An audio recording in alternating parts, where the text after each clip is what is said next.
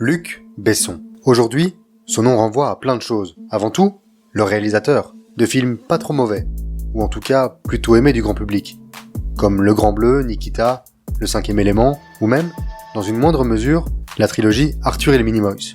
Mais on peut aussi avoir moins bonne mémoire et penser au Besson de ces dernières années, celui de Valérian, Malavita, Anna ou Lucie.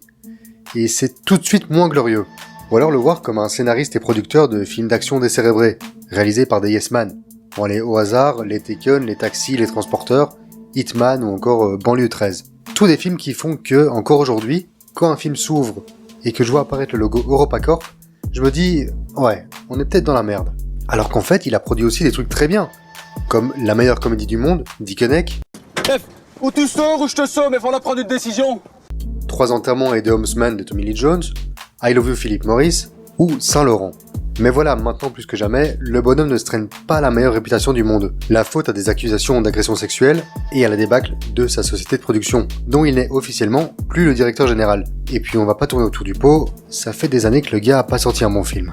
Oh, il y a quelques histoires avec une mineure aussi, mais ça, on va y revenir. Au moment de sortir Léon, Besson est au sommet. Après avoir marqué les esprits avec son premier film, Le Dernier Combat, déjà avec Jean Reno, il confirme 2 ans plus tard avec Subway. Errance dans le métro parisien, déjà fort américain dans son style, marqué par la coupe de cheveux d'Adjani, le rire de Christophe Lambert, et Jean Reno, encore lui, qui s'amuse comme un fou en jouant de la batterie. Vient ensuite le carton commercial Le Grand Bleu, avec, vous allez pas me croire, Jean Reno. Et, juste avant Léon, sort Nikita, que je trouve vraiment pas dingue, mais qui comporte aussi un Jean Reno dans le rôle d'un nettoyeur. Enfin, un nettoyeur de gens.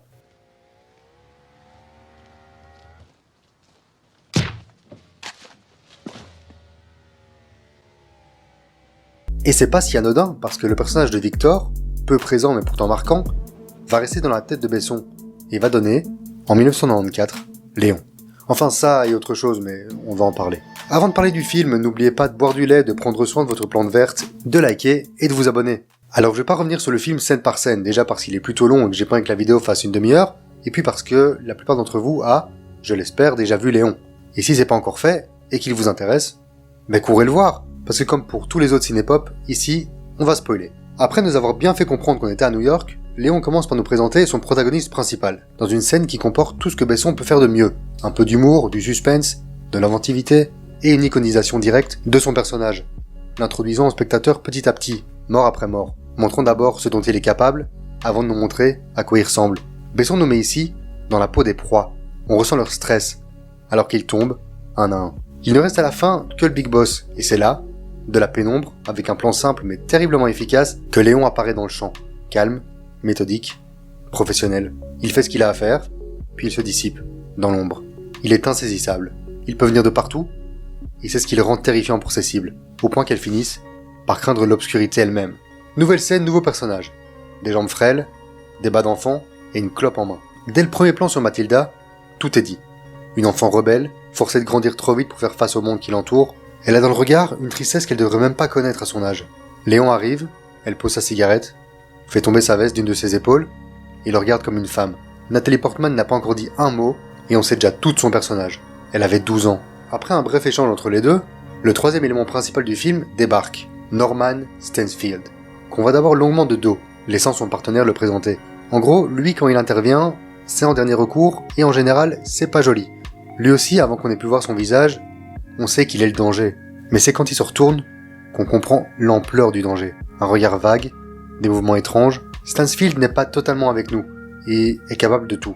Juste avec ce regard, on sait que le gars est imprévisible et nerveux. On est à 15 minutes de film et tout est en place. Sans long dialogue, sans exposition, juste de la mise en scène, de la caractérisation et des acteurs parfaits. Je voudrais quand même savoir à quel moment ça a merdé chez Besson pour que 10 ans plus tard, il se sente obligé de taper des images d'animaux au début de Lucie pour faire comprendre qui est la proie et qui est le chasseur.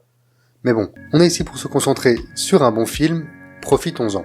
Comme je vous l'ai dit, je vais pas faire le film scène par scène, mais ces 3 scènes me semblaient importantes, parce que ce qui rend Léon si bon, je pense, c'est ce trio de personnages, et les liens qui les unissent. Parce que sinon, fait par quelqu'un de moins doué, ce film aurait pu très vite être oublié. Si on prend le scénar vite fait, c'est une jeune fille qui finit orpheline parce que son père a voulu piquer de la drogue au mauvais gars, qui est fâchée parce que son petit frère a été tué, et qui va chercher à se venger en devenant l'apprenti d'un tueur à gages. Alors avec ce genre de scénario, croyez-moi, on peut faire plein de gros films de merde. Et pour ne rien arranger, Besson décide de faire de cet apprentissage une sorte d'histoire d'amour bizarre, qui passe de relation père-fille à quelque chose de bien plus ambigu, surtout dans sa version longue, où Mathilda veut embrasser Léon, lui propose de coucher avec elle, et finit par dormir dans le même lit. Et cette version ne sortira pas tout de suite en salle, ces scènes seront coupées à la demande des parents de Nathalie Portman. Tu m'étonnes. Mais attendez, y a pire. Et pour ça, il faut que je vous parle un peu de Mai Wen. Connue aujourd'hui pour sa réalisation et sa carrière d'actrice, elle a commencé très jeune. Et, en 1991, pendant la cérémonie des Césars, elle va rencontrer Luc Besson. Elle avait 15 ans, lui 32. Ils se marient l'année suivante et auront vite un enfant. L'histoire se terminera quand Besson tombera sous le charme de Mia Jovovich, actrice du 5e élément, et de Jeanne d'Arc. Et il y a quelques années, Mai Wen a déclaré que pour elle, Léon comportait clairement une touche autobiographique. Dans sa romance, pour elle, entre un homme de 30-40 ans et une mineure. Et c'est quand je tombe sur ce genre d'infos que je me dis que je devrais juste regarder des films et pas chercher d'infos dessus. Parce qu'avec ça, l'ambiguïté vole en éclats, et l'échange de « je t'aime » à la fin du film, qu'on pouvait imaginer plutôt paternel de la part de Léon, devient un peu plus sale. Mais malgré tout ça, malgré le scénario de série B et le penchant malsain, impossible pour moi de ne pas adorer ce film. Et c'est ce que j'ai voulu comprendre en faisant cette vidéo. Pourquoi ? Pourquoi est-ce que Léon fonctionne aussi bien ? Considéré à la base comme un film d'action, il ne comporte en réalité que 3 scènes qu'on peut considérer comme telles. L'ouverture, le massacre de la famille de Mathilda, et le final. Sur 1h50, ça fait peu quand même, mais toutes sont importantes. La première présente le personnage de Léon, la deuxième est le tournant du film, et la dernière, c'est le grand final, qui marche pour une raison toute conne, on est attaché au personnage. On craint pour la vie de Léon, on craint pour le futur de Mathilda, il n'y en a qu'une seule envie, que Stansfield se fasse défoncer. Et ça c'est grâce au travail sur les personnages durant tout le film. De leur introduction aux scènes qu'ils partagent ensemble, tout s'enchaîne parfaitement. La relation entre Léon et Mathilda, tout ambiguë qu'elle puisse être, est extrêmement puissante et belle. La jeune fille en larmes, priant pour que la porte de Léon s'ouvre, et Léon de l'autre côté, ne voulant pas s'impliquer, mais ouvrant quand même. Et d'ailleurs ce plan est la définition du soulagement. Puis après qui hésite à la tuer pour se faciliter la vie, et il la sienne par la même occasion, mais finit par ne pas presser la détente. Et débute alors une série de scènes touchantes, des jeux, de l'entraînement. Chacun apprend de l'autre, et ouais, c'est réussi. Moi j'y crois et j'aime les voir ensemble, évoluer côte à côte. Alors qu'on soit bien d'accord, la dernière chose que je veux voir, c'est que leur relation vire au romantique assumé. Et c'est pour ça que j'ai beaucoup plus de mal avec la version longue. Mais dans celle qui est sortie au ciné, et si on passe sur les dires de Mai Wen, c'est une relation élève-apprenti ou père-fille géniale.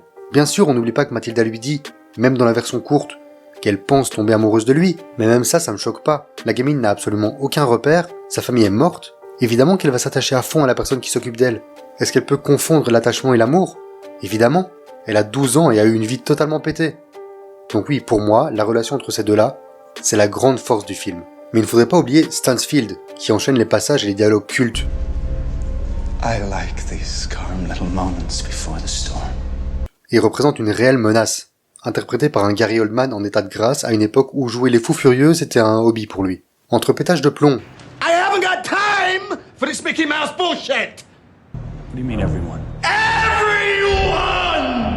et dialogues presque murmurés, You killed my brother. I'm sorry. And you want to join him? c'est un lunatique taré, souvent drogué, qui se révèle, en plus, être intouchable, parce que membre des stupes. C'est l'un de ses meilleurs rôles, et le personnage est souvent reconnu comme l'un des meilleurs méchants de l'histoire. Mais comment parler des acteurs sans mentionner le talent précoce mais éblouissant de Portman, qui vole la vedette à tout le monde, alors que c'est son premier rôle au cinéma. S'il y a bien un film qui a fait de Nathalie Portman mon actrice préférée, bien avant Black Swan, c'est celui-là. Parce que ouais, étonnamment, c'était pas dans la prélogie qu'il m'a marqué. So love has blinded you. Entre maturité développée bien trop tôt et insouciance enfantine, Mathilda est un personnage complexe. Adulte dans un corps d'enfant, apprenant à tuer, à l'âge où elle devrait apprendre les fractions et le futur simple. She's dead.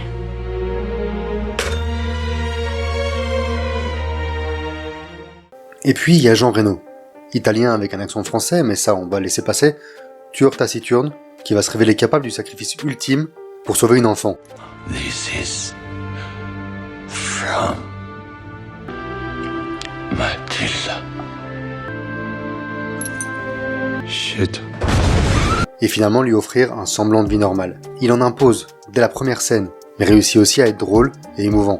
Lui l'opposé de Mathilda, enfant dans un corps d'adulte, s'émerveillant devant Chantons sous la pluie, et uniquement bon à une chose, nettoyer. Il y aurait encore plein de trucs à dire sur Léon, comme par exemple que la musique d'Eric Serra est excellente, et pourtant je suis pas fan de son travail en général, que la mise en scène de Besson est, comme démontré dans la première scène, ou lors des derniers instants de Léon, sans doute ce qu'il a fait de meilleur à ce jour.